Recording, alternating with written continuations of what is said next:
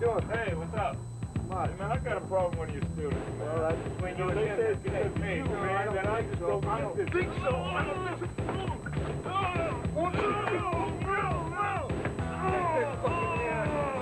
I got it, man. It's a race.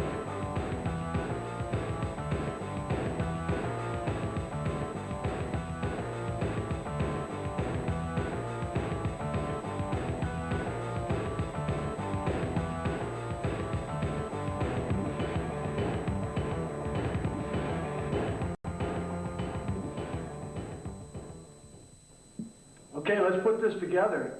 We'll put it in a like 4 or 5 beat segment. I get rocking, I might add another one here or there, but at least it's on video. You can hit the rewind, pull it back in.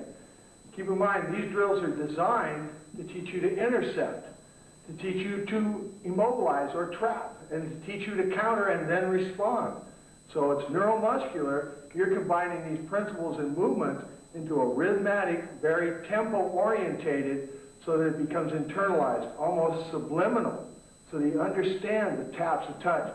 The beauty of the sticks is you get that sound, but if you listen close, the skin is making that same sound too, okay? So back inside, if I hit him with a 1, he comes into the puño. We switch right into the 2, and for a 3, I come in here for a stop hit, maybe a Bill G, maybe a disarm, and a hit, and a strip, and a destruction. One of those things, bring that back up. If I'm in here, see, I might bring that into the who bud now, right? But this is on the number 3 line, so after we've done the interior to the exterior, I step in, change the range there, but the energy's too great, so I dissipate it. And as I do, I make sure he doesn't take out this shin. But see, there's also, that's where the disarming can be. Or that's where the pickup of the stick can be. When he comes into that 3, I go here, see this is here, bang, I'm the one using his stick now. But there again, that's just about the ability to pick things up. If I go to 3, and he's up in here, this might go to his face, so he brings his hand up to block. Whoa, I've got shit, and I'm going to let it fly. So even though I'm in with the drill, the idea of the drill is to give me the concept, the visualization, the chance to perceive, then execute.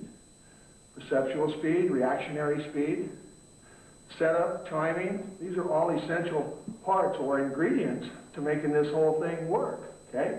So I hit him 1, he comes in and we counter. We go to 2, see? At any time, boom, we can surge there, see? If I surge here, see, I'm gonna go to this, boom, knee spike, arm break. Boy, the art just gets rocking, especially when you get the rhythms moving. Back to 1. Let's see that. See how I close? See, I just dive in, drag him down, Elvis Presley there, and then jack the elbow up a little bit. So I go to the swinging gate off 1, hit, see, drive inside, get some kind of pressure to outbalance him. Once the arm goes up, the head goes down, boom, we can start working. Now we've got the break. From here, we got a dozen other things we can go to, okay? Hopefully we'll have programs that take you further than what we're taking. We're just laying the groundwork so that you comprehend the movements that we're doing. So here we're at 1, we go to 2, and stop, 3, stop, 3, stop, 3. So if I go here and I step up, there's the arm bar anyway. If Bob comes at me and I'm empty-handed, stop, hit, see, I'm back into that method, okay? We're still putting the tempo together so you can see how 1, 2, 3 fits together with the 4th line. Then I'll apply a little bit of empty hand, and then we'll go into some Jufon type style trapping, okay? So back to 1, 2, sweating yet, Bob? Never no sweat, all right? Oh, right in there. See, that's got to stop. Disengage. Could be a back fist, could be a hand trap, could be just a pass. He comes in, could be a Bill G, could be another Bill G off the back fist. So as he slides down and comes in, I go 1, the angle isn't good, he's powerful, I let him go by, now I'm over here. See, I might flank, get that foot trap, and apply a side body throw. See, at the same time, this can still slip off and I can offset the head. Once I've got the head broken off the balance point, this guy's easy to throw. Okay, and that's still off of number 3. So bring 3 in, 1, 2. See how you can sidestep with that, or ride that energy. Bob has that same option. See, that's it. So we can stop it here, then just by shifting out, we've neutralized a little bit of his energy, or at least he's got to change his base and platform. Now from 3, we're going to go into 4, so that stops it, which at any time, like we said, this could be disarming and hitting. We're going to move it. There's a hit. See, there's a disarm, check, hit. Another hit back here, break down below. Ooh, nice one. Fell flesh on that one. Okay. 1, 2, there's the hit. There's the hit. There's the separation. There's the hit. Hit, hit, hit. It's all really about being right there. Again, 2, now 3. There's a Bill G, or a finger lock, or a puño inside. So if we take this and we go 1, 2, 3, 1, 2, 3, we build the tempo up.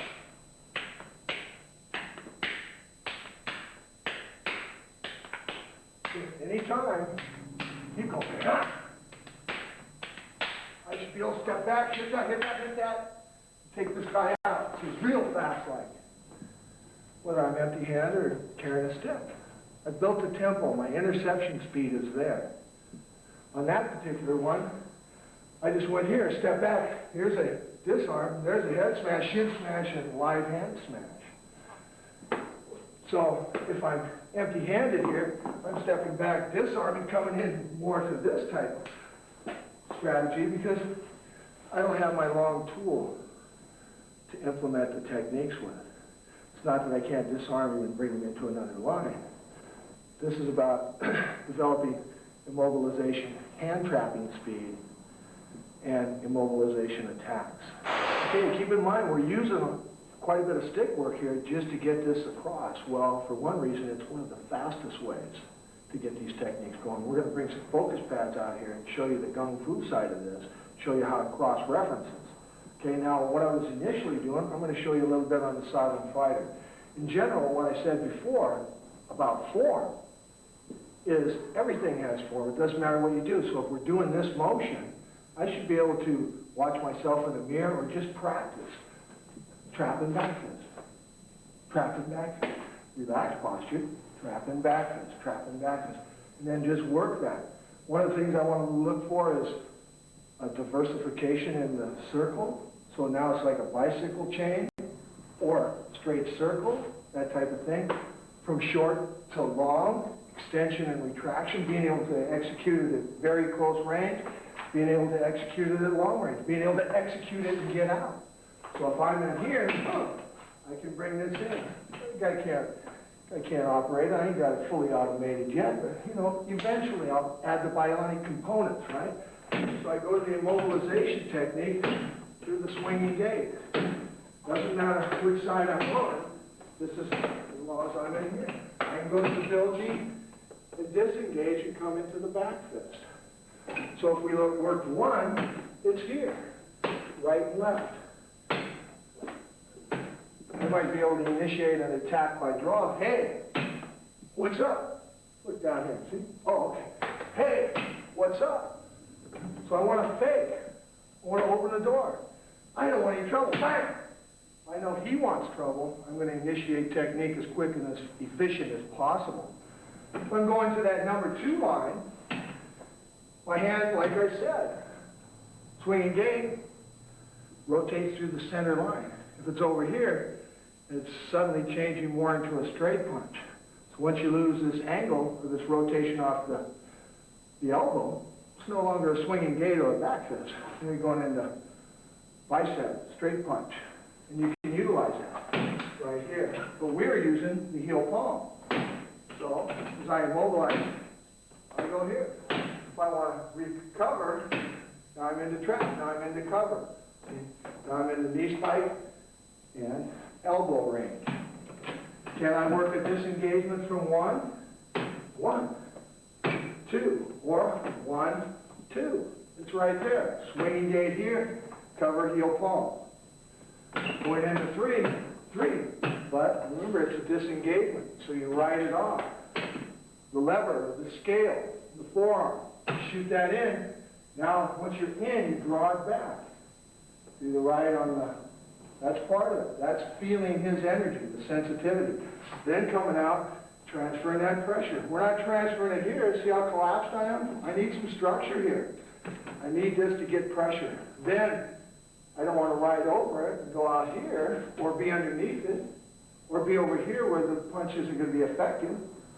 So see the benefit of footwork and alignment? When you're here and you go here, if you just go like that, I'm hitting the board. So this tells you, without an opponent, that in order to make that back fist work, I've got to adjust my balance and my footwork here. Subtle adjustment. So this allows you, one, to feel engagement, apply it, then adjust it accordingly. Once you're through working with this guy who don't move, when you get an opponent, boom, and you go like that, you're moving him. There's no way around it that you're not, unless the guy's as big as Randy is. But there again, bigger they are, the harder they fall, eh, matey? And that's not always true, but they have a lot more range to cover. My wife's pretty fast, especially when we get into the trapping, because her arm's about half the distance. She's not concerned about hurting me. I'm holding back on power because my power, or my speed, comes from fast movement. Fast movement generates power. So that being the case, I'm not trying to hurt her. I'm just trying to get a good workout, say, at home, in the kitchen. And I never let her wrestle me in the kitchen, but in the front room. So if we're engaged and she's initiating short, quick movements, her extension and retraction and her motor skills are a lot quicker because she doesn't have as much mass to move. So keep that in mind when you're moving things or when you're gauging things. Another thing, sometimes the big guy is like, well, try to get me off you. I'm either going to be outside his range or inside, where he can't do as much damage on me, okay? That's where some of these skills come into play. So here we are at 3. We're going to go to 4. 1, 2, 3, okay? We've got the 1, we've got the 2, we've got the 3, and we're here. Each one of those, if I'm straight in, I can engage 1, I can slip to 2, I can pressure to 3, and then you're either into a back fist, a downward hit, you know, a lot of different things. So you can work the hoop-like drills here.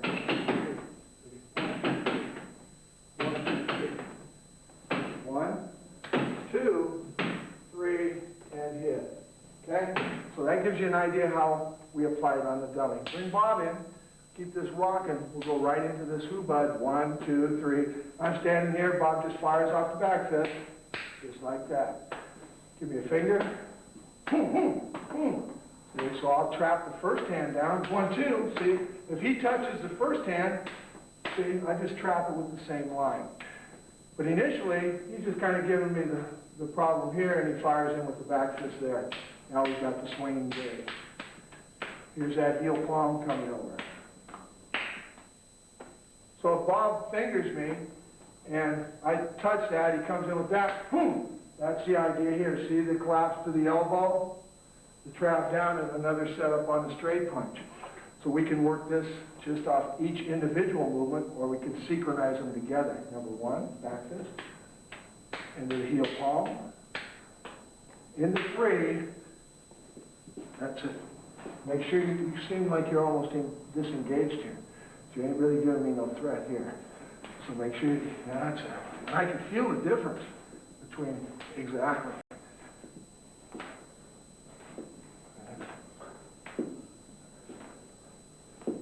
That's it. Then we go to 4. 1, 2, 3, 4. And there again, at any time, see, boom! That's right here into the lock me. That's a little bit out of my perspective. I like to do a little bit more damage, but it just happened to be there. So as that comes in for that one, it's just a matter of stepping in.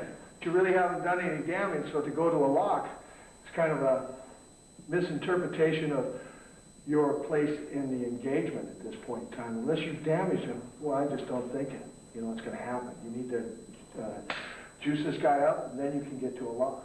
Back to the hoobud. 1, 2, 3. See, now the pickup point, see, I can move here on number 2. Then from here, it's really an issue of just out bouncing and trapping him. So if I take 1, boom, and I come down into here, look, see, that's right there. Foot trap, throw. 1, 2, 3. So one's here, two comes across, three shoots in, then four comes, which hopefully he blocks. Even one can come here. Now when you trap, see, you've got the lock or immobilization. He happens to be pretty slippery because we're working out pretty hard and we're starting to sweat. If I go to one, see, I can slide that down inside, if nothing else, just to tap it so that I can come in for a swinging gait. If he touches that, this shoots to the throat, this back fist can come into here. There again, all spontaneous. We're just working out the initial movement of one, going to two, three, three, and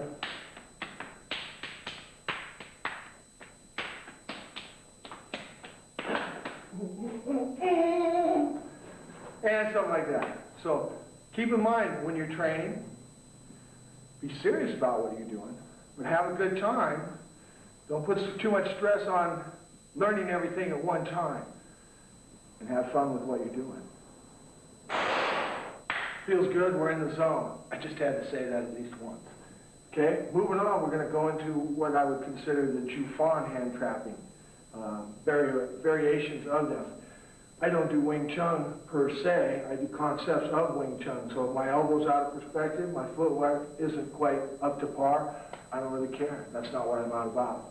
That's not what I'm about, and that's not what I'm out to teach you.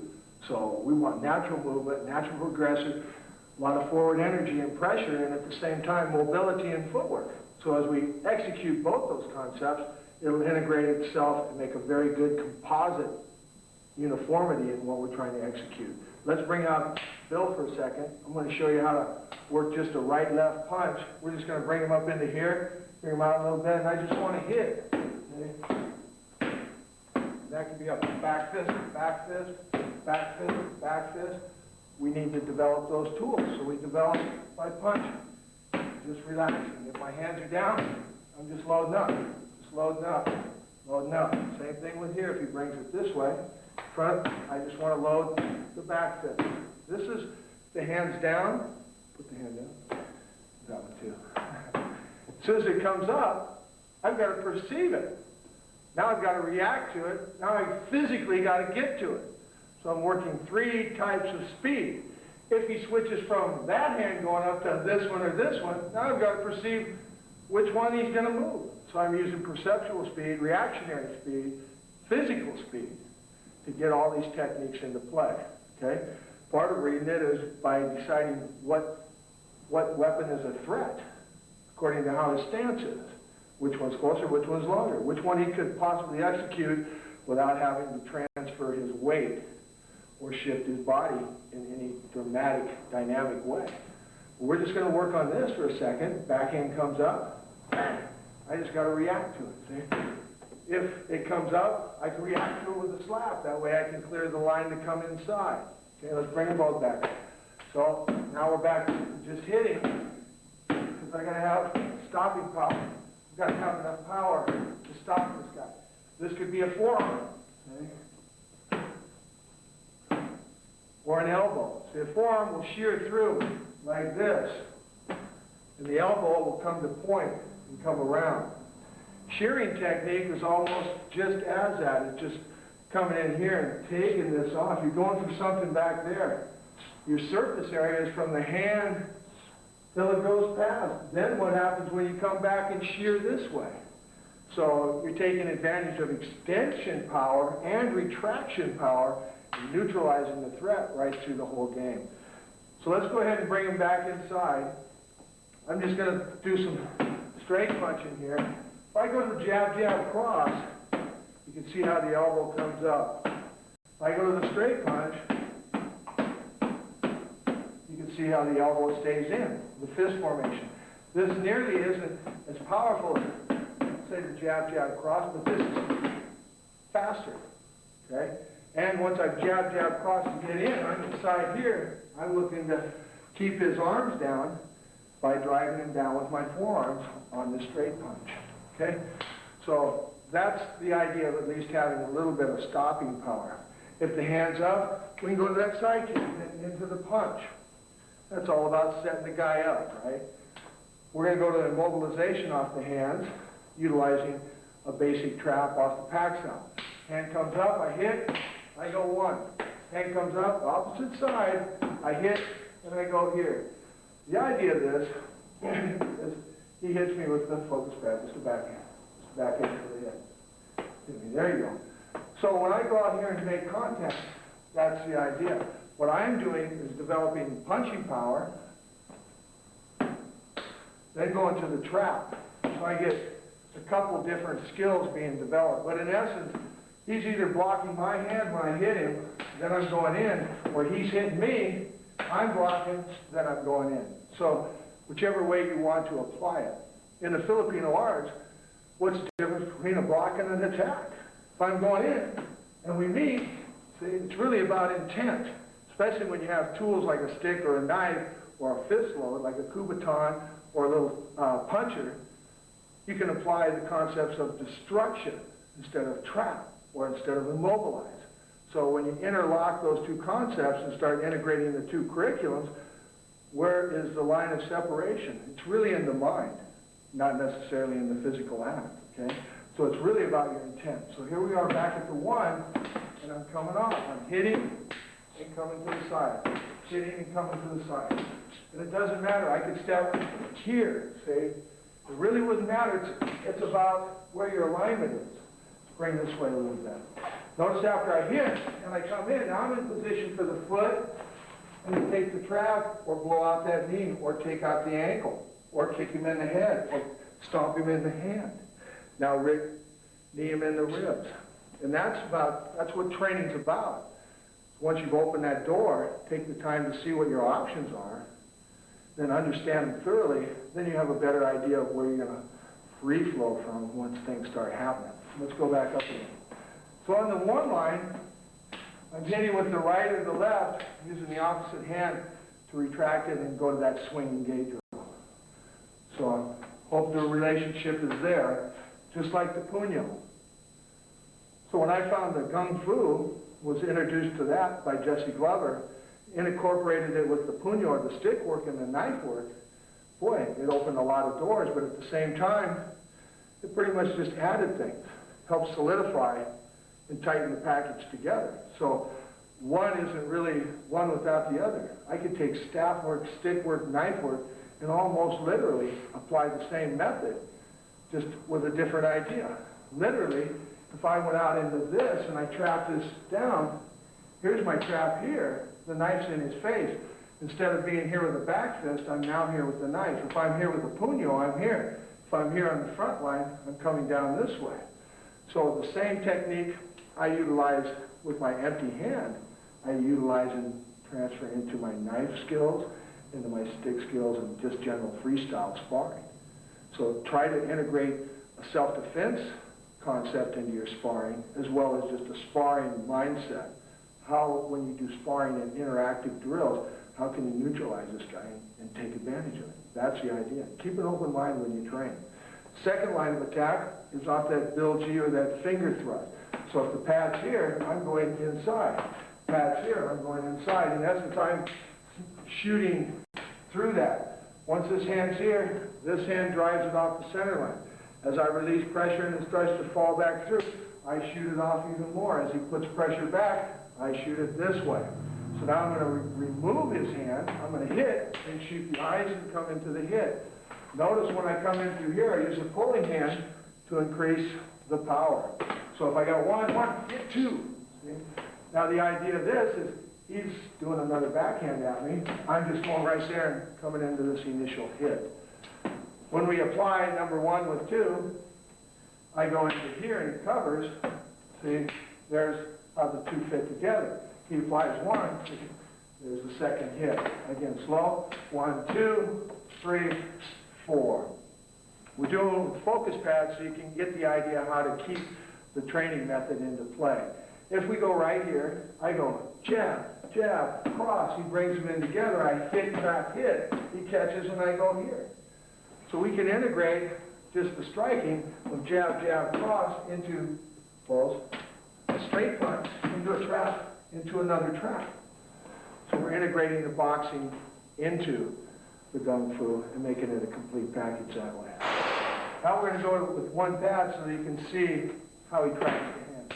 So one, I shoot up and we come into here. Notice if I change mine, big change.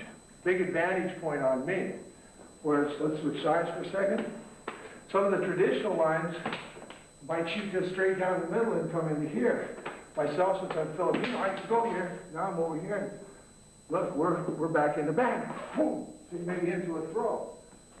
There again, classical lines. Break up the distinction, draw some conclusive lines, and try to interact the systems. 1, 2.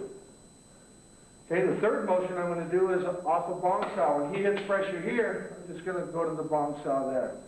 Hit the trap. When I fold, there's a straight punch. If I pull him in, there's arm, there's a throw.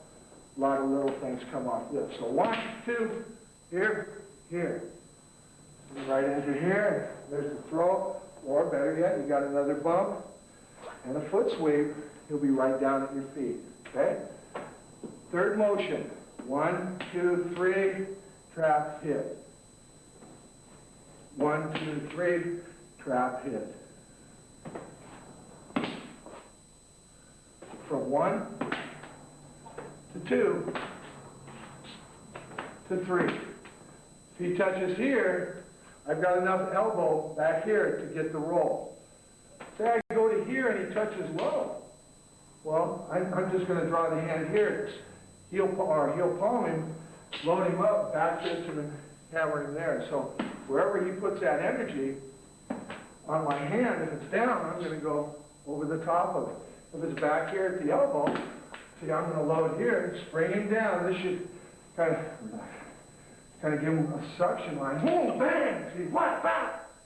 And you get rocking that way. You like all those biff bam booms? I think Paladin will probably add a couple of their own, a few kabooms, and you know, I just can't find my cape, but I don't think that's really important. See, a tire is like anything else, not to be confused with a Goodyear.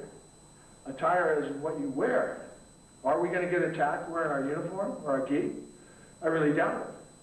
What we train in is what we wear, and that's the way it should be. So you know the limitations of your clothing, and at the same time, you distinguish between reality and fantasy land.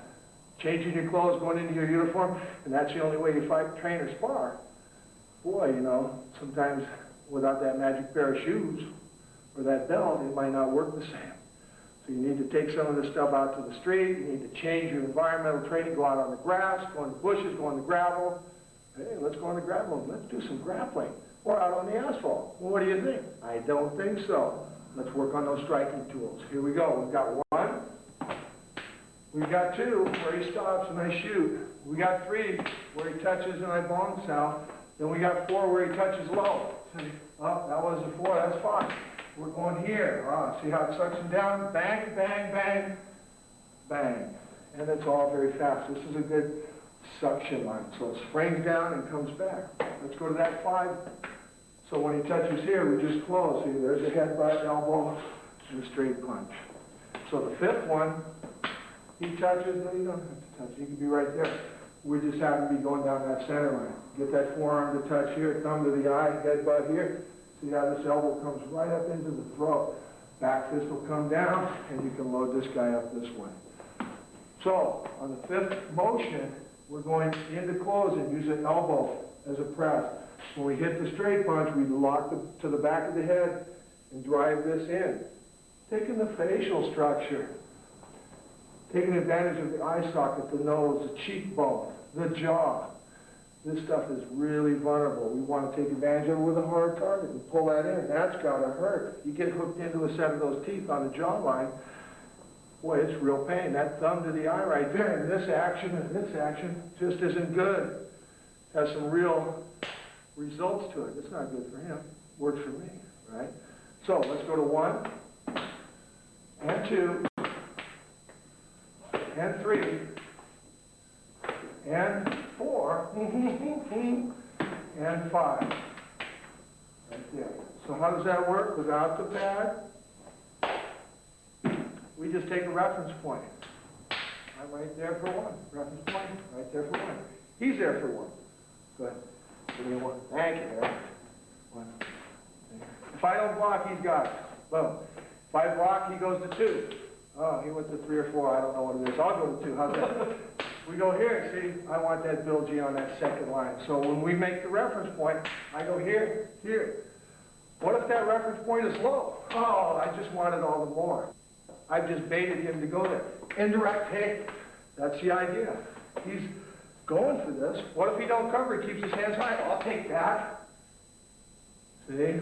So now you hear the tempo, hear the beats, the rhythm, the change of timing. 1, 2. It's right there. 1. It's too sweet. Oh, look, if you go this way, you get the lock. That's funny, you know, you see, oh, Professor Tracy, he jump up and down and go, oh my God, I didn't know I knew that. I bet he could. And it's the truth. It's the energy that he's giving you, and we're responding from it with just the essential part of tools. Right now, immobilization. We're doing some of that basic hand traps. Next, we're going to base disruption and foot traps. That way you can get an idea of what to do on a lower unit once we've immobilized the guy upstairs. One more time, you back fist. There's 1. No, don't stop me. I get this one. I get this one, because I'm fast. Okay. Now, as he goes there, I go to 2. Now keep in mind, come over here a little bit. If I go, he comes to 1, I'm going to zone over here. And to get 2, his balance point's way off. I could take him here, or I could take him out this way. And, you know, it's just, he's just resting right there on that teeter. We're not going to throws yet because we want to widen our viewing floor area so that we can cover full body hits and things like that going down on the ground. So the 1, I get 1. 2, he stops. 3, he stops. And 4, he stops. See? But he doesn't stop it enough because we just go someplace else. We rebound off his energy. And 5, he stops. And we're right there. Okay? So those give you 5 real easy ones. You can apply these to your knife line, to your stick work, or to your empty hand. But keep in mind, chances are, bang, when he comes out with that initial attack, I want that groin hit. Or I want one of my longer tools. Unless the guy's already in your face. See, now we're closing the range, we're going to have to change the tools. Let's move on. I want to cover a little bit on the immobilization of the foot, or the foot trap, body levers, adhesion, lower unit trapping. One of the things that we want to focus on is out-centering or out-balancing, getting the upper body to break balance or break center line while taking the lower unit in an opposite direction. Let's bring Bill into this one. We've already seen how the hand immobilization works. In general, if he comes off that backhand, I come into here. This is where I want to be. I want to be close enough to where I can tap him here, close into a body lock, and at the same time have a foot trap. See, so if I just bump him this direction, see, now if you look at the mat, I've closed, and we're going to take the triangulation or the angles, corner to corner. I do that immobilization on the hand, and I get a hit. I change levels. I'm inside tight. He could elbow me maybe to the back of the head, but not if he's eating this line and coming into here. This seizes him, so when I bump him that direction, I'll maintain my contact here, take that foot, and you'll notice he'll spin out this way. Let's go that way. So from here, I can either step on the ankle, or step on the knee, or step on the opposite leg, use my knee for the pinning action. Okay? Let's try that again. There again, what I mentioned before about the foot traps and the sweeps, with the soft floor, sometimes it's real tough to be gentle. Okay? So off the trap, you hit groin. See how this hand comes back when we twist this.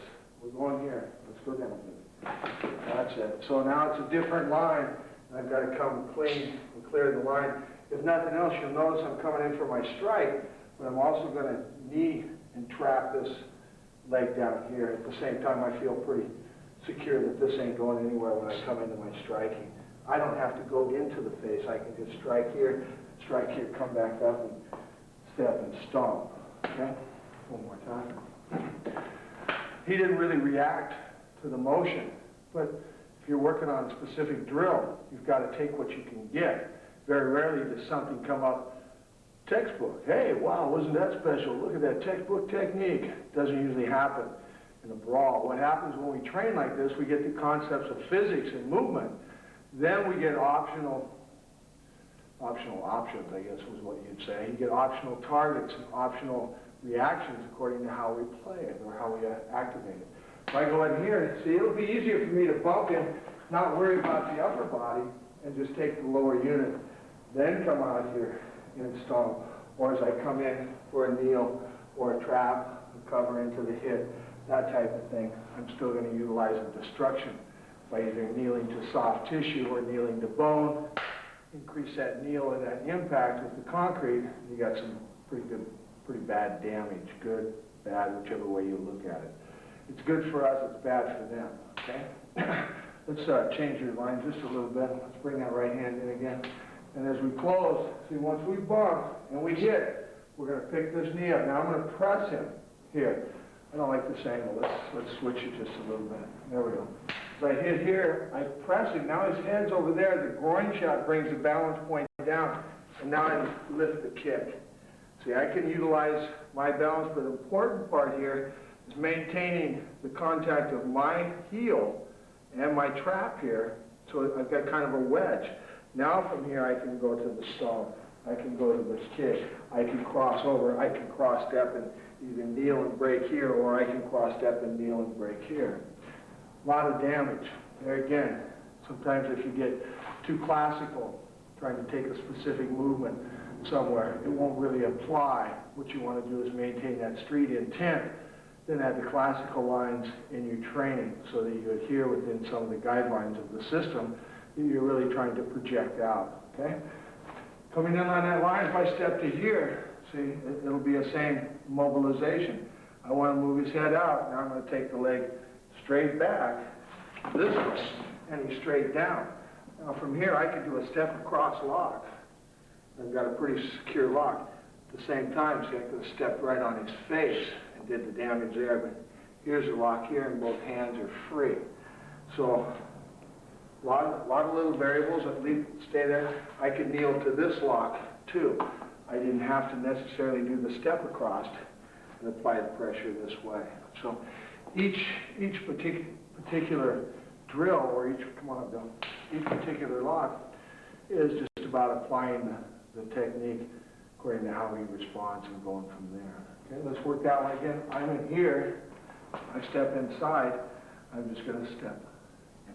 Shoot this, see? As I push him forward, he's right inside. See, now this goes down to the knee, and you have the lock here and the hits. Okay, right into this type of movement. So it's an easy pin, easy trap, relatively easy on the hit. If I take it off the swinging gate, I could step off and go into here. See, now if I feel that this energy is I'm not going to be able to put him where I want him. Let's move over here a little bit. And bring that in. I get the hit and I come across, another hand immobilization. I'll step inside, bump him a little bit, now take him to this foot. So as I just shoot, see that? Just shoot that energy through the hip. Boom. And take it here. That's right. Now look what happens when you cross step. Or look what happens when you cross step. Turn this and cross step again. See, so now you've got the hand trapped and you've got the arm break, or you can come down into here and you're still fairly in good position to either strike or, pick his wallet or whatever you want to do. So the locking lines and the cross body movements. I could take that same line and hit here. Now as I deep set across, I use my shoulder. See, now for here, I would just step to the knee. There again, it's about taking that balance point. If we're here, swinging gate. To get to another line, I'm going to have to come out here. Now you can see, by taking him back that way, and pulling him here, see? Oh, I got that finger just by hopping to keep my balance, but that's good. See, a lot of even kicks to here, destruction there. So the lower base destructions can be, very beneficial. If I use, say, the rising, go right on in, then step, go inside. All I really need to do is lock this so I can thumb him in the eye. Knee spike to the kidney, even release it, and just hit him 4 or 5 times. I don't care if he's locked up. The idea is to get as much damage in there, then if you want to lock him up. But there's no reason to tie yourself up unless it's your brother-in-law, unless you're working security, something like that. But from that position, face down, pretty much concentrate on his head, his upper body extremities, keep the knee in his back, and you pretty much got the game under control there. So, let's go to attachment here. I'm going to come this way and bump that foot. Okay, see from here, all I got to do is turn the shoulder and step right back. Now he's landed on the knee, and this is here. This comes out as he rolls off. Notice he's in a break. As I step over, it increases that force, or that power. If you step over again, you can sit down and go to a sit-up. But there again, you've hit this guy several times. You've no doubt done some damage to his tendons or ligaments in his arm. So, you know, there's really no reason to go down there for that final lock when the striking tools will take care of that for you. Okay? So, back up again. So we're in here this time. We've got a double tap. I want to take this arm. See how that works there? Pretty easy trap or pretty easy mobilization. Come this way. See, that's almost like the Cruzada. See? And this is here. See, now when I let him go, I'm going to attach this arm to here so that when he goes down, I can follow it. See, I can follow the arm. I can come down, attach, lock, peel out this way so that when I hit, see, everything comes into here, but I'm controlling him.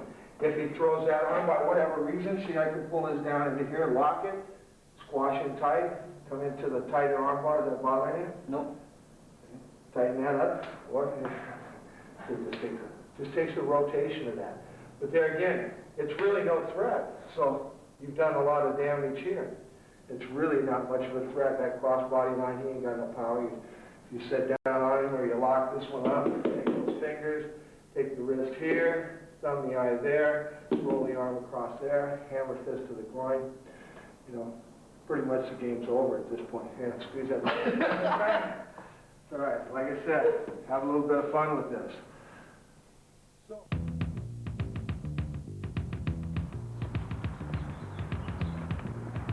Hey, man. Hey, what's up, guys? Hey, man, back up. Hey, back up. I'll catch your ass. Hey, cool, man. We're cool. Hey, we'll check you later. Yeah, you'll check me later.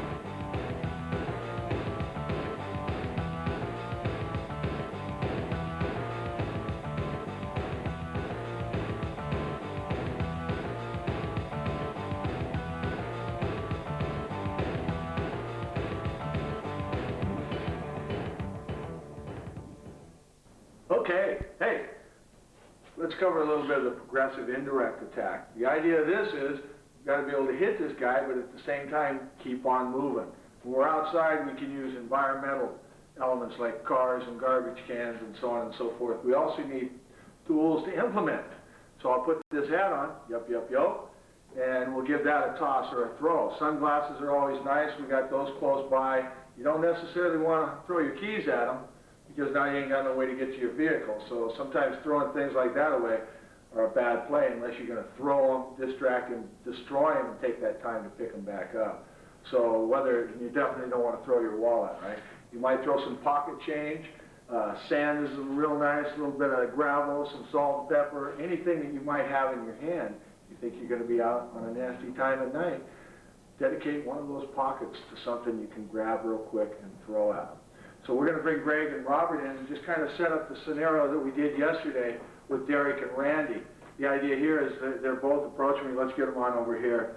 They're both approaching me, and I used one of them kind of as a shield for the other. And that's one of the benefits of being on a two-party thing. And also, I used the garbage can to distract Randy. Hopefully it wouldn't be just a plastic one, because he's going to deflect that thing, and it's just probably going to really upset him. I'm probably going to get stuffed in that garbage can. But anyway, as Robert approaches, see, I throw this in his face or throw this in Greg's face, one of the two. If they just take it for a second, that allows me to get here. Now I can move this guy into position to cover off. Now, if the case is I don't want to engage, like with these two big guys I had yesterday, I'll push these guys into each other. Next thing you know, I'm back and I'm accelerating it. They've accelerated because it's 2-on-1. And I'm going to go, hey, you sure you want some of this? Chances are that will neutralize the threat until later. They're either going to come and get me later on, or hopefully the 911 call from the witnesses is probably going to catch them. That might create enough problem in their life at that time that they'll reconsider coming out after me. The chances are, if someone's going to get you like you screwed somebody over at a bar or wherever, there's a rebound effect. I've rarely seen a situation where there was a real dramatic fight or a real dramatic instance of intimidation or anything else that didn't somehow come in back at you, backlash. So karmatic rebound is a real issue in the world of the fight world. So I kind of have a misconception when guys say, I've had 200 street fights. Jesus Christ, man, that's some serious planning. Because I've had a couple myself, and a lot of them, just about every one of them, has run into repercussions. I've had people knocking on the door at 3 o'clock in the morning just because they didn't have the hair on their ass to come and get me when I'm not in bed, evidently. Or a little bit of sex, drugs, and rock and roll. These guys are ready to go, and who do they want? They want somebody to whoop their ass the last time. So they'll bring about 3 of their friends and come knocking on the door. Whoa. You have no alternative but accelerate the intent so you can defend your household. But moving on away from that, let's cover this again. Let me have that hat. Spit works good too, but you know I always get letters replying to that. I can't believe you spit on your student, Mr. Warden. Well, if I don't do it, somebody else is going to do it, and that's probably going to have too much shock value. So if I teach them that everything is a tool, sooner or later, nothing's going to surprise them, and they're going to have the surprise on everybody else. Okay? Let's bring Greg in this time.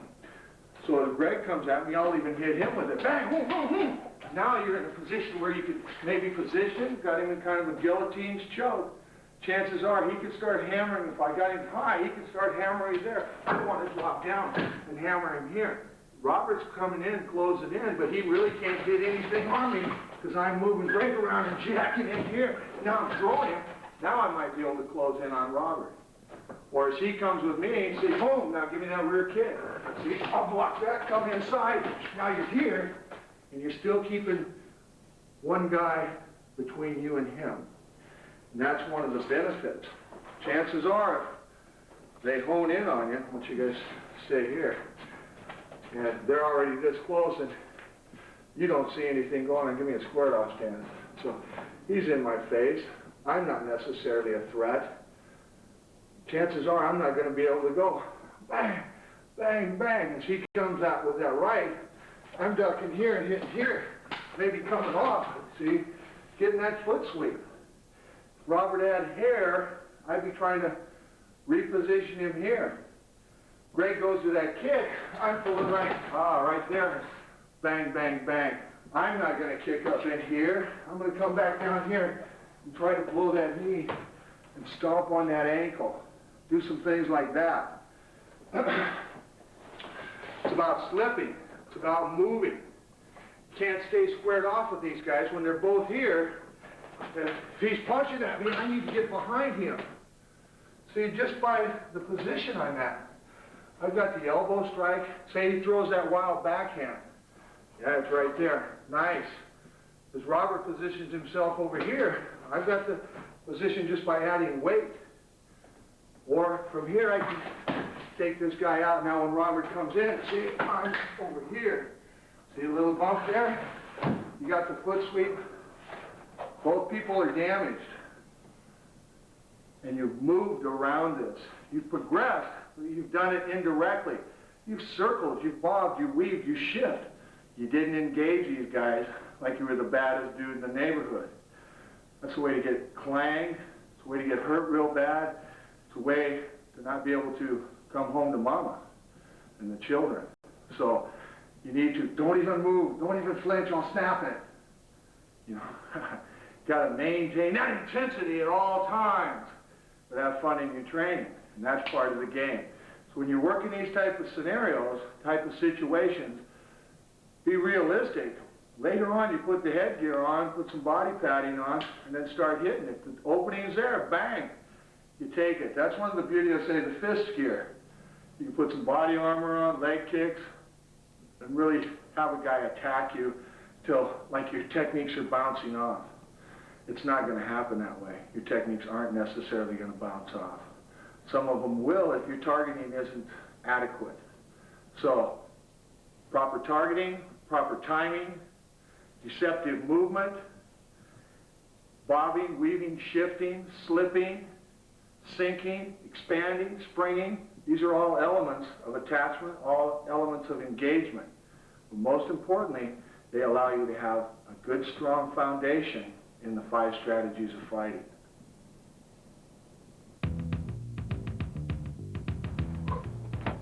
Hey, fool! Haven't you moved that truck yet?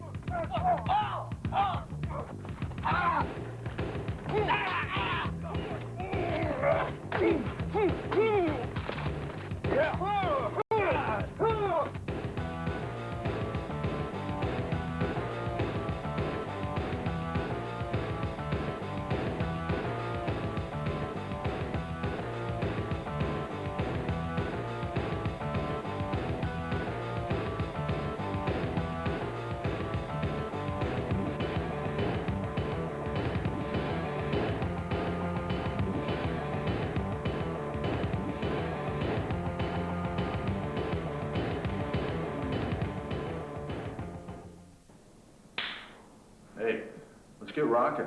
I want to cover some of the concepts of attack by combination. Keep in mind, once the encounter's taken place, or the engagement, it's all about combinations, all about movement. Sometimes you'll throw in a single direct attack just to open the door or create an opening. That way you can come in with a flurry and finish the line. So when you work in attack by combinations, in essence, there's not much difference between them once you put the concepts or the theories together. Single direct attack is the only one that isolates it into an initial one-shot movement. The rest of them flow into combinations with variations as far as suction, anchoring, sinking, throwing, sweeping. Those are the variations, those are the differences. Also, as you're into your combinations, you're changing modes. You're going, say, from the Filipino line into the Gung Fu line and back out into the boxing or maybe the Thai boxing line. It's really about just taking that progressive thought of each one of those styles and kind of transferring over to that mindset, getting into the mode, so to speak. It's all about if I'm doing staff and I want to do empty hand, I'm coming out like I'm working that staff.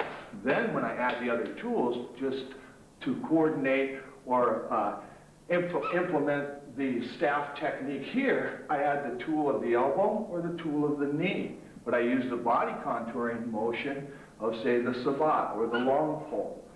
But really, when you have a knife, is the movement that much different? The beauty of the connection between the staff and the empty hand techniques is when one hand goes out, the body empties out as well. So to execute an attack, you can't leave this hand dangling because it's controlled by synchronized movement. When you're working single stick or singular movements, see, this hand has to be alive. Sometimes I just see this kind of action. That's why people ask, how is it I can move so fluid for being 210, 200, well, 207 actually. It's because of the movements of the staff. They allow you to synchronize the body movements, and once you start implementing crouch and springing energy as well as sinking energy, then it's not traditional. You're not locked into each movement. These are mere postures. Do you think people are going to show you everything about their art without you proving that you have some loyalty? I don't think so. So that's kind of the predicament some of the traditional arts are in. They've got caught up into their method of locked-in technique and not teaching you the movements in between or how to synchronize the movements so that you're more natural. I don't think we're meant to look like karate-kas, and when we do our form, we shouldn't be stiff and robotic. We should be very dance-like, very fluid-like. Martial arts, like gymnastics, is exactly like that. Could you imagine basketball players doing their basketball art, playing like karate? Would they be going like this, or are they moving around? Hey, putting around there, nice jump shot. I can play too. And like basketball, baseball, any of the sports, they're all based on rhythm. There we're back to that natural element of body flow and rhythm. Okay, we're going into the silent fighter. As with the Move John, maybe I'll get to that a little later and we can do some free play on that, but hi, how are you? I always treat my training partner with respect, even a combatant, an individual that I plan on fighting or I get jumped. I'm going to treat him with the utmost respect, meaning I'm not going to go up and shake his hand. I'm going to realize if he's confronting me, I'm going to think that he's got trained tools. So I'm going to take him out fast. I'm going to take him out efficient. This is one of the apparatuses we use to develop our skills. We're going to start out with just some opening lines, distancing. These mats here are about 3 feet, 2.5 feet. We want to be able to bridge and close on this guy. I've got some of my students that are back here 8 feet away and practicing bridging. That could be the fact is, the guy's picking up a chair, picking up a beer bottle, he might be reaching in his pocket, one way or the other, he might be loading the spider cone. Well, start working on that distancing, start working on that bridging. One of the techniques we use is the push, drag, shuffle. You can call it what you want. I call it being natural and then being able to distance quickly. And as you distance away from your opponent, now you push, pull, shuffle. These guys will sneak up at you at any time, and that's why you got to be able to be spontaneous, okay? I knew he was there. Here we go. And we use that opening line. We're coming in here. We're wedging. You could have your hands at the side, just blow up this way. Look, there's that staff posture on an extended staff. Here's a Wing Chun posture, quite possibly elbow in. You can pick me apart if you want. I don't care about the little technical points. I'm about movement, about putting combinations together, and then giving you adequate tools. Once you find the tools, if I can open a little door to you, once you find the tools, you can experiment with your own sticking, trapping, and things like that to find out how to make these tools stronger. So open the door, empty that cup. Let's get moving on this guy. So opening lines from the side are like this. Pinning on the palm up, here you got a hook, but here you're ready to switch to the other side. See, one arm's long. This is a guy with a right-handed lead. So 1, 2, 3. We're on the outside. The idea is here is when we feel energy, we shift when we come to the outside. So on the opening lines, 1, 2, 3, 4. Each one is numbered. I'm going to bring in one of the guys, then we're going to work on just this little bit of opening line and show you how it expands from there. Hey, we're back. We're going to work this silent fighter. Doug Norris, how you doing? All right. Let's go to that line 1 and 2. Just work off the center line. Be explosive. Step back about 2 feet and enter on in. That's it. Let's do about 3 of those.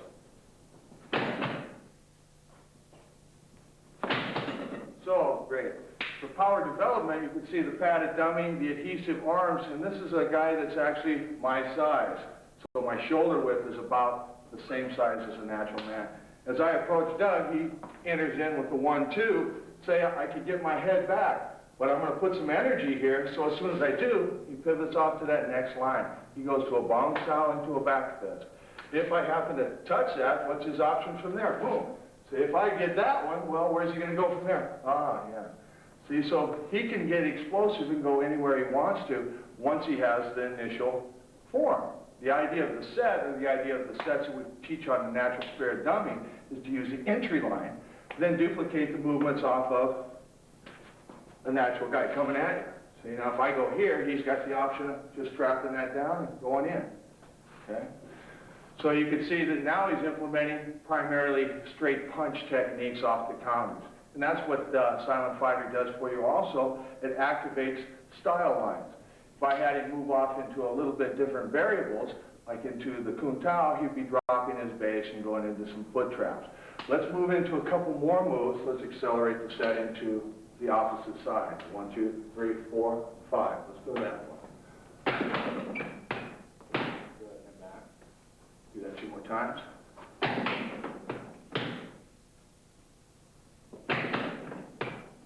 Good. So, if I enter on him, he's got 1, 2, 3, see, there it is, 4, 5. See if we can tie that up a little bit closer to the form. Slow. 1, 2, 3, 4. Now it's actually, he'll hook this hand and create pressure here. But let's go to the open palm on that right hand. There you go. Now as I feed him energy here, he's going to roll that. See, now we're back on the opposite side. And he pulls or he opens up. See? So if we follow the set, let's take it to the 9 movements there. And 1, 2, 3, 4, 5, 6, 7, 8, 9. That's right. 9 is number 1. So once you start the set, you come back to the original posture. So if I'm entering on him, he's got 1, 2, 3, 4, 5, 6, 7, 8, and there's 9. So it's really nice, actually. Now let's do a couple things on this. I'll have this little guy approach me. And that's a funny thing. A lot of guys go, what's a big guy like you need self-defense for? Because there's big guys like Randy. Or there's smaller guys like my brother who's about that tall and about that wide, about that thick, with arms about that big. And occasionally, you know how those family outings go. So, you know, there's a reason and a way for everything. And one of the benefits of martial arts is not necessarily so that we can be the baddest guy in land. It's really to protect our family. And that's an issue of what I call domestication. As we get older, we'd like everything to be smoother, freer. We feel more confident in our environment, our home life is supposed to be in check, Next thing you know, we kind of soften our energy lines. It happened when I had a daughter, after raising 2 boys up to 25 and 27. Now I've got a daughter 9, and just I say, come here, let's do some training. I got to be a little more gentle with her just to get her out on the training floor. So that also applies when I'm out on the street. Now I'm a little bit more gentle. Does this guy really want to kick my ass? Whoa, whoa, whoa, whoa, whoa. Or you're walking around, that's that red light, green light, start color coding, or just energy. I don't need color codes. When I feel the hair on my back stand up, I got a good idea that there's some negative energy around, and I either have to neutralize that or get out of there. So watch out for domestication. Once you start getting adequate skills in, sometimes you lose those animal aggressive instincts, and those are natural. And through time, we have a tendency to stack them and hide them away so that we're more socially acceptable. If we're socially acceptable, then the demons can come and take our shit away. That's really how it's about. So watch your social standards and keep your domestication in the house, not out on the street. Okay? Here we go. Let's move on. 1, 2, 3, 4, 5, 6, 7. Let's drop into the elbows into the knees.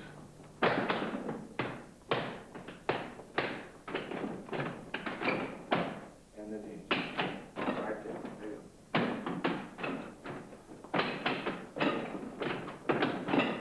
Good. Okay. See how the set progresses. Let's take it that I'm entering here. He's going to use the entry line off of the knee. So 1, 2, 3, 4. And 1, 2, 3, 4. So as I approach him here, like, hey, I shouldn't be messing with him anyway. He's smaller than I, and he's definitely younger. Doug's only 14. He's been training with me for, 10 years? No, 4 years. Okay. Here we go. Approach him, and there's the knee. And for better control, see, he's back to the center. Identical. Go. 1, 2, bang, bang. He's back to the center. If I touch that, or come in here, he's back on the outside. See how that works on your trapping? This is part of the Decadino, or the Filipino chain hand series. And that's why we integrate it into the movement. If I give him a 1, he's right there. What's his options from there? See, he could come back inside, or he's going to stay out there and pick something. Go ahead, let's go. Bang, and bring some hands in. That's it. There you go. And it doesn't matter. See, he worked it on the outside line.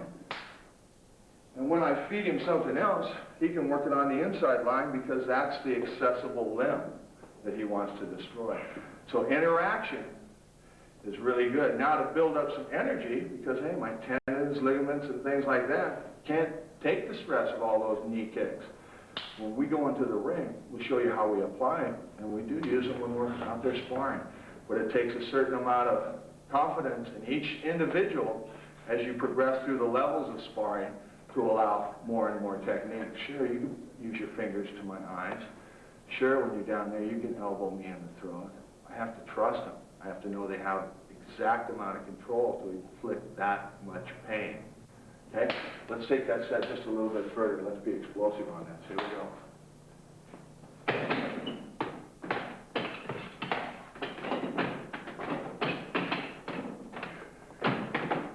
Now here comes the knees. Right there, okay. Let's bring that in. So I'm fairly pushy. I've got him outside, so my energy is going to be going forward. He's going to use that same hand motion, change the range. It's not going to be applicable for the kick. So he's got to use the next best tool. Really explosive knee. So as I enter in, 1, 2, he's right there. And if I come off for more, he's in here too. Okay, that gets back to a little bit of element we call body conditioning. Somewhere along the line, we have to start increasing the amount of pain tolerance.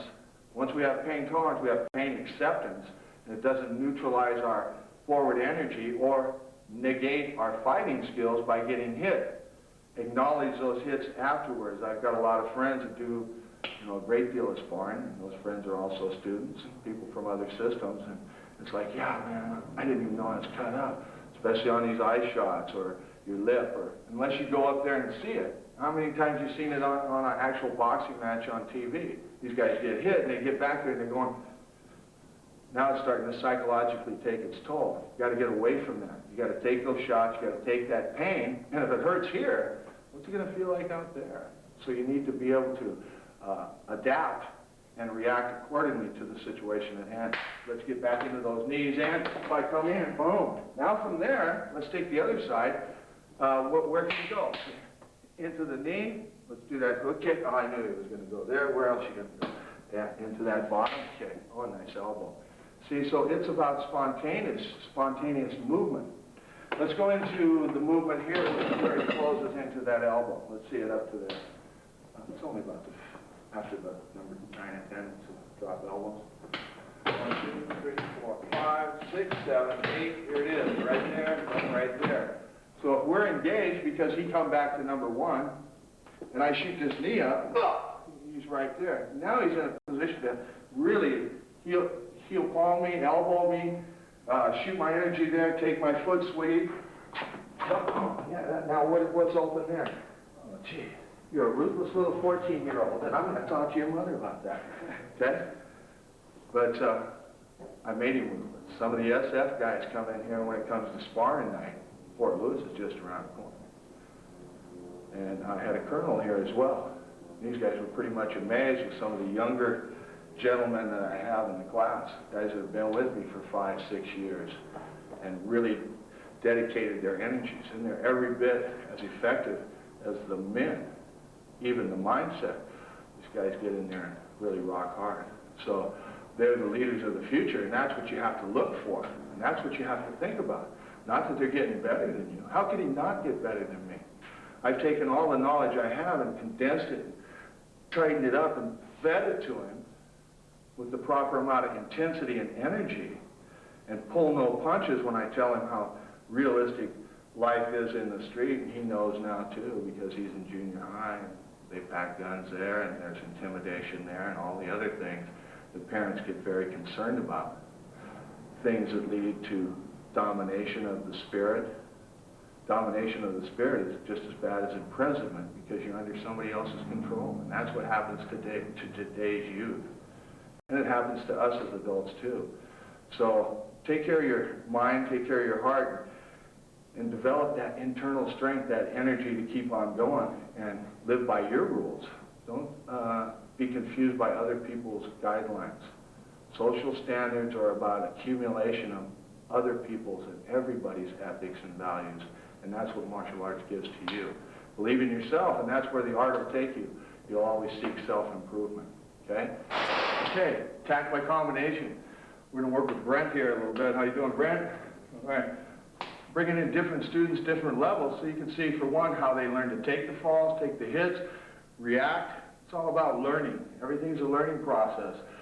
If the student is able to, say, take a specific technique as a front kick, once he's accomplished it, and teach that, he has to explain it. So all the students, eventually, I'm trying to build teachers. I'm not trying to build students. So I try to get these guys teaching and progressing. If they get 10 movements on the sets, they can teach the first 5. They get 15, they can teach the first 10. Always stay a couple moves ahead of the guys. That way you have a little bit more answer for what's coming up next and what your options are off movement. So if I take these first 2 movements and go 1, 2, see when you come out, and be very spontaneous. The entry line, 1, 2, is just about finding out where he's at. If he comes in and he's got 1, let's bring both hands up. See? If he comes in and he's got 1 right here, see, I have a touch. So I go right off in. I can go off to the other side. It doesn't really matter. This is about touching. I can pull him in. There's a nice headbutt. We're going right down here. He's right down in for the elbow, kick to the face, arm bar break, and you're still in position to do the striking. When you step over for, yeah, I've seen you move that hand. When you step over and you want to fall back and snap it, I think that's great. Going into the jiu-jitsu or going into the arm bar sambo locks, think about stepping over or kicking and doing some damage. Then when you sit down, you're more concerned with going whack and snapping it and kicking him about 3 more times than getting up and covering your base, if that's the case, if that's what you're really looking to do, is go down there. But how is it you haven't done enough damage on him already? So off that front line 2 hand, go ahead, 2. Bring 1. Even 1 can get the thumb to the eye. From there, I can slip. See, we're right here. And you take that foot sweep. See, now if you want, you could drop both these knees down and blow these elbows up, or these shoulders, and you're in position to take his eye and slam that into the ground. You can continue the constricting of technique just by using weight, dropping down on him, or grabbing that head and bringing that knee in on a roundhouse, or coming in here and choking him out. So it's about progression, taking on entry move and working it from just about anywhere you need to go and giving strategies. If I need to get behind him because there's somebody here and he comes in tight hand, what? I'm here, see, I am going to be behind him.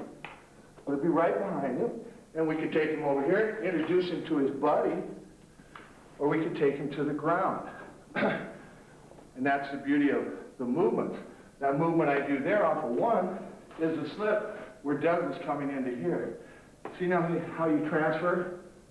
When you come back through, you switch sides, and you can apply these kicks to break the body down. Hopefully he's going to fall someplace right where you can continue working this guy and take him wherever you need to go. Foot trap there because of the angle. You can blow out a hip or the ankle or the knee. Hey, another great asset of isolating techniques out is being able to improvise off of each one, each given setting. That way you're not tied into, well, if I do this one, I have to do this or I have to go there. We come in here and we have the swinging gate drill. Catch my hand and push it down. That's it, back fist.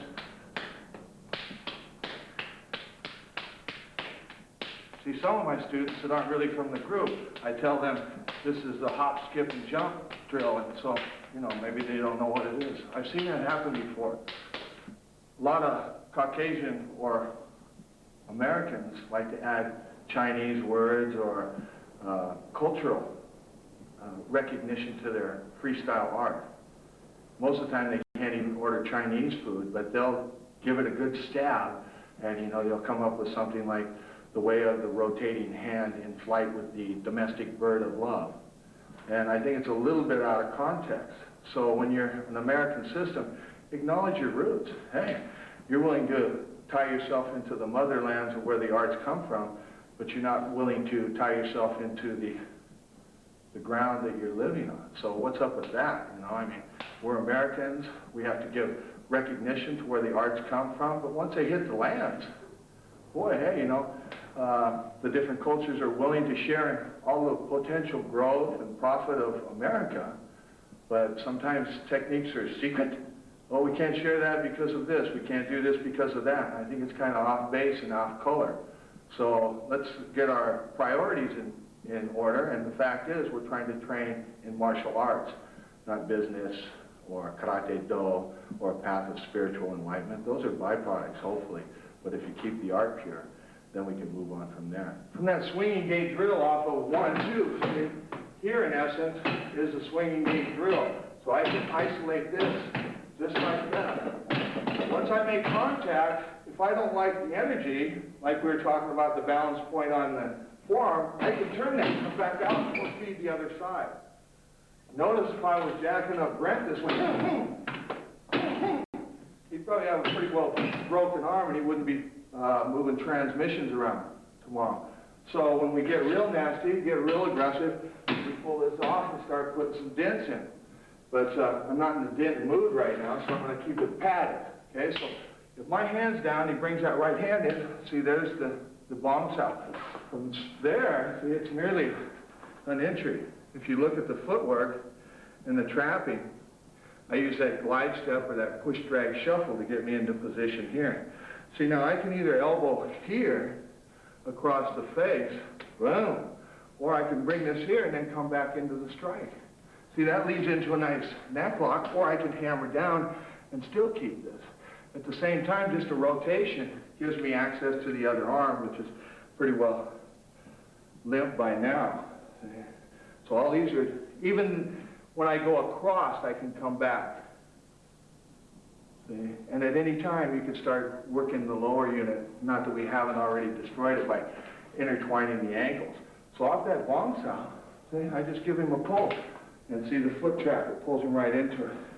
And then from there, now if I push him away and break his balance even more and take that foot, then chances are I can pin this ankle and do a drop here. Or I can step across onto this hand and step across here and do some snap, crackle, and pop, right? So these are just attributes that we get off the silent fighter. Different lines of attack, different movement. If he punches into the body and they drop, and I go, see, look, see, you know, we're still right here. This is still a break. See, as we rise him up, look, he comes to get more. He wants it, see? We're getting him all pumped up, and he springs up into the energy. It's like a tire pump, see? Look at that, that's pretty good. So you want to learn those mechanics. You want to be able to apply those mechanics when he goes to the ground. Off the impact, there's a certain amount of spring. So I can bring him up for more, if that's the case. Say, buddy, you got a gun over there, he's going to shoot me. I'm going to go back here like this, you know. He's just a limp noodle now anyway, right? So use your opponent for whatever you have to use him for. But at the same time, keep the approach that you got to stay within some kind of legal guidelines. If the threat was just about him asking you for a quarter, you're kind of off base. It's about him coming up on your doorstep, wanting into your house, or harassing your family. Take him down, take him out hard. Fact is, part of being a little bit more mature in life is you can afford a better attorney than theirs. Okay? Brett, I'm going to ask you to step off. I'm going to rock a little bit here with the silent fighter, just to give you an idea of where the set goes. So, let's put it together.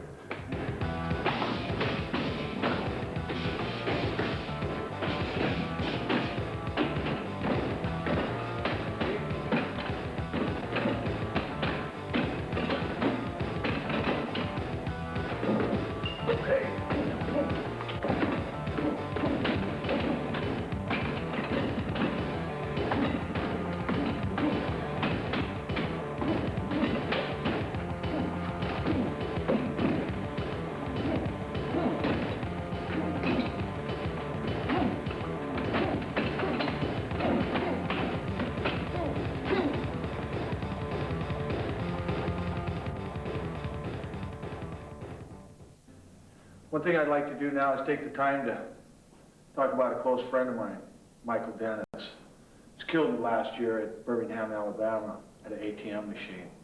He's a talented practitioner, JKD, C-Lot brother, very serious player. He came to me via the videotapes performed or presented by Paladin Press. Had a lot of close friends through the years, either through contacts from the magazine, different people spreading the word. But Natural Spirit is about growth and brotherhood. You guys keep up the calls. Get a hold of me. Tell me your situation. If I can help you, I'm more than willing to do that. That's how Mike and I became close friends. Through the years, he supported me over and over. Whenever I have a situation, he encourages me to keep moving on. Part of presenting my curriculum is getting the word out that there's something better, something to offer that doesn't have the binds and the strings. The beauty of Natural Spirit is we accept all styles and we accept all methods of combat. Then we integrate the different classifications, different arts, and throw them into one. I got to give my thanks to the seniors out there, and I've got a lot of them, people that have shared their arts with me. I give those acknowledgments freely. Whenever I train people, I let them know where the techniques and the concepts are derived from. So those that can't be with us, those that were here yesterday and they're gone tomorrow, we've got to dedicate our art and our heart to them. And when we think about them, their life comes alive, whether they're here to share it with us or not. It's very important that we remember those that have supported us in the past and those that will take our place in the future. For us to take an attitude like we're the most dominant individual in the arts, it's pretty self-centered, very egotistical. How can we continue, or how can we even believe that we're the only one, we're the baddest, we're the best teacher? I don't think so. That's just a lot of hogwash and a lot of ego. So keep things intact, keep things in touch, follow your heart. That'll guide your art. Keep an open perspective, accept people for who they are, their physical limitations, their ability to even get up and perform these things, or their ability to confront fear and train every day. That's the beauty of the Natural Spirit, and that's the beauty of the arts. So Mike Dennis, you take care. Always thinking of your brother, Lukey, no question about that. So let's hang tight, let's rock.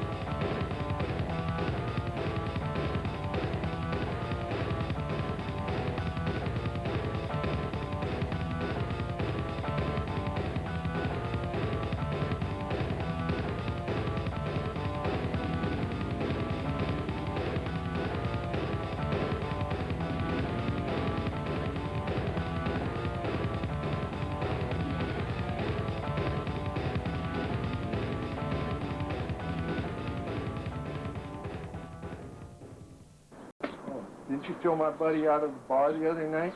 That'll work. Oh, my brother. You threw my brother out of the bar the other night, didn't you? So? What's it to you? Okay, let's go. You could trap this down, come inside. There's no, I mean, this is overkill. Really is. Not quite as dramatic as, say, the Kempo.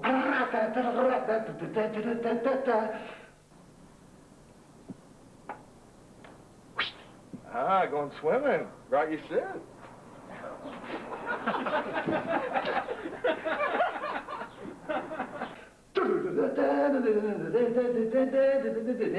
I'm rolling here. Kata, underfoot, kata, 28.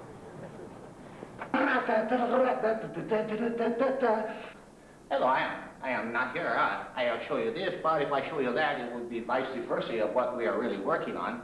Because if the context of the concept is not within context of your insight, it will not apply. So you switch the insight, and then you have another concept.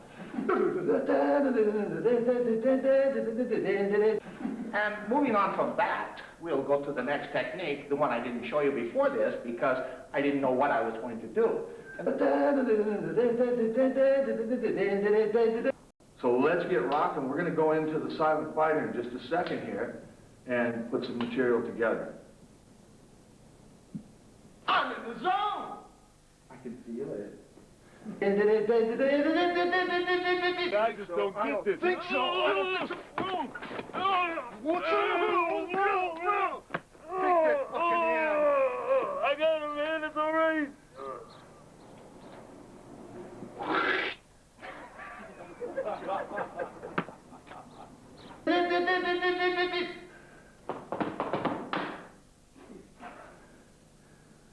No offense, guys.